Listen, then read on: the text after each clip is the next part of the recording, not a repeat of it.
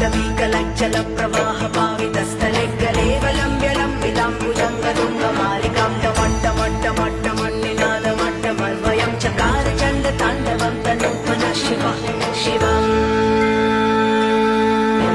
जटाकटाः सम्भ्रमभ्रमन्निलिम्ब निर्झरि विलोलवीचि वल्लरी विराजमानमूर्धनि धगज्ज्वलल्ललाटपट्टपावके किशोरचन्द्रशेखरे रति प्रतीक्षणं मम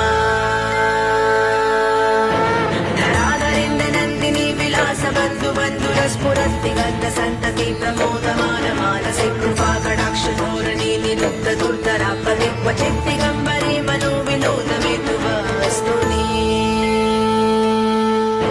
जटाभुजङ्गपिङ्गलस्फुरत्फणं